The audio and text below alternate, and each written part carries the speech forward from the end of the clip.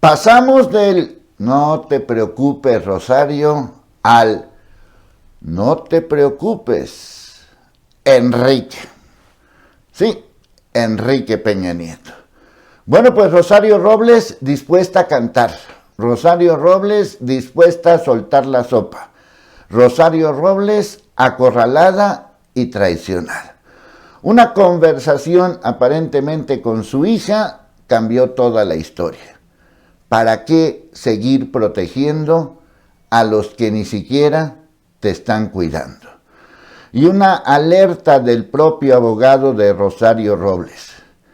Ni Enrique Peña Nieto, ni Osorio Chong, ni siquiera una llamada. Bueno, pues Rosario Robles, según su abogado, se acogería a este sistema tipo Lozoya, donde estaría dispuesta a todo. Obviamente está acorralada, porque la declaración de Emilio Cebadúa no solamente la embarra totalmente, sino que evidencia, a final de cuentas, que ella fue maestra de la estafa maestra. Ha habido muchas Rosario Robles en todo este camino. La Rosario Robles inocente que se presentó aquel día y que a final de cuentas terminó en la cárcel, agosto del 2019. La Rosario defensora de sus derechos a través de sus cartas y de sus mensajes, la Rosario Robles firme y decidida, la Rosario Robles dispuesta a no soltar la sopa. Pero las cosas cambian. Obviamente estar más de un año en la cárcel y enferma, según su abogado, pues cambió toda la situación. Ella está en la cárcel y los demás están libres, simplemente libres. Obviamente la declaración de Cebadúa pues influyó, acabó por todo este asunto.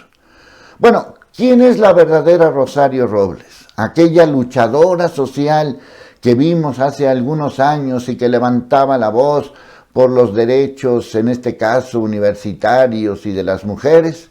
La Rosario Robles que fue jefa de gobierno de un proyecto que a final de cuentas 20 años después o más de 20 años después es el que está gobernando el país.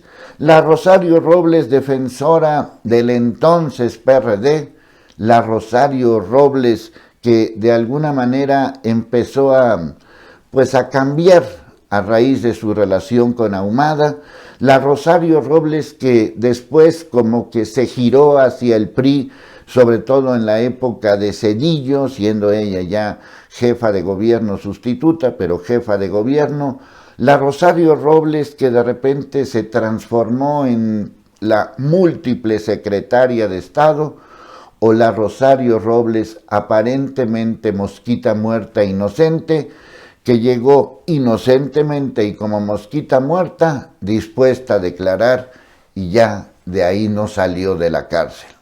Bueno, la verdad es que no sabemos cómo es Rosario Robles, no sabemos si es la defensora de un proyecto que hoy es el que gobierna o simplemente es una usurera del poder, como lo son la mayoría de los políticos de este país.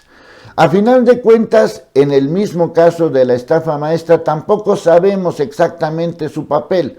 Por un lado, se habló de un protagonismo especial. Por otro lado, de que ella recibió órdenes. Y por el otro lado, de que simple y sencillamente maquinó todo esto.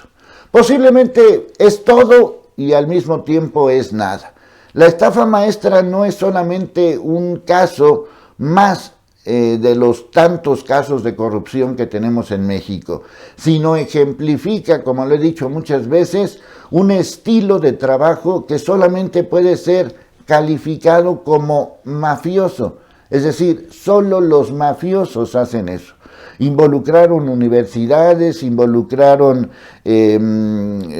organismos públicos, secretarías de Estado, medios de comunicación públicos, es decir, armaron un argüende verdaderamente tremendo por 7,000 millones de pesos.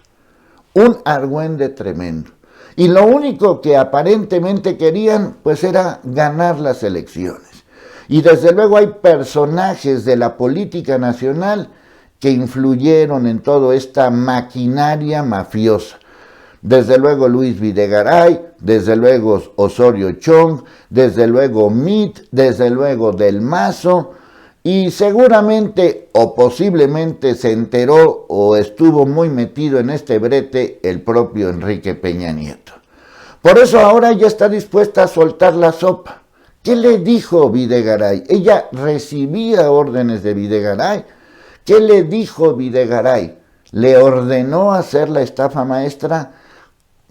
¿Con qué intenciones? Bueno, ya sabemos, las intenciones eran ganar las elecciones en el Estado de México y más tarde a nivel nacional, porque las elecciones del Estado de México no solamente las ganó el PRI, que eso ya lo sabíamos, no solamente compró votos, que eso ya lo sabíamos, esta maquinaria la hemos vivido toda la vida, sino que además esa elección, un año antes de la grande, era como una especie de prueba de que a ver si era cierto que el PRI continuaba en el poder. Y como ganó el PRI, bueno, supuestamente ganó el PRI con trampas, pero ganó, la imagen era, no, pues entonces López Obrador no tiene la fuerza que nos estaban diciendo. El triunfo en el Estado de México no era solamente para poner a Del Mazo de gobernador, sino era para demostrarle a la gente que no era tanto el poder que ya tenía en ese momento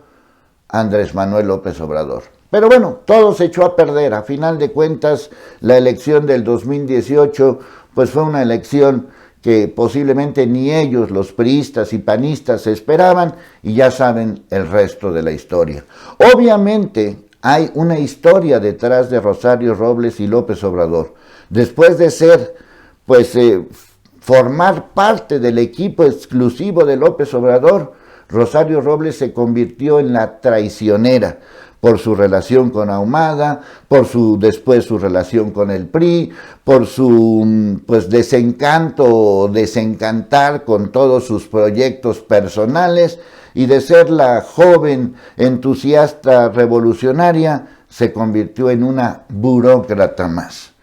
Por eso nadie sabe quién es Rosario Robles. Lo que sí sabemos es que sabe mucho, y que si está dispuesta a soltar la sopa, entonces, bueno, pues a comerse esa sopa, una sopa de justicia que hasta el momento no sabemos a qué sabe, porque el caso Lozoya sigue hundido, y los demás casos, incluyendo el de Cebadúa, sigue hundido. Lo único que sí sé es que en ambos casos el personaje principal de esta serie de terror se llama Luis Videgaray. Luis Videgaray actuaba como presidente, pero no era presidente. No tiene fuero presidencial, no tiene fuero de nada. Así que, ¿qué está esperando el florero de Goebbels para ya de una vez ir por Luis Videgaray? No necesita Lozoya, no necesita Cebadúa, tampoco necesita Rosario Robles. ¿Qué necesita el señor Goebbels para entender que los hilos del títere de Enrique Peña Nieto y sus corruptelas y sus amigotes y amigota los manejaba Luis Videgaray? ¿O acaso es prolongar la agonía de algo? Es decir, lo voy a decir en una sola palabra: ¿para qué negocias con alguien que ya a estas alturas no te puede decir nada? Ahí está la declaración de Lozoya, ahí está la declaración de Cebadúa. ¿Para qué necesitan a Rosario Robles? Lo único que sé es que esto ya se ha convertido en un teatro que a mí ya me tiene hasta la M. ¿Tú de qué estás hasta la M? Hasta la madre, para que me entiendas.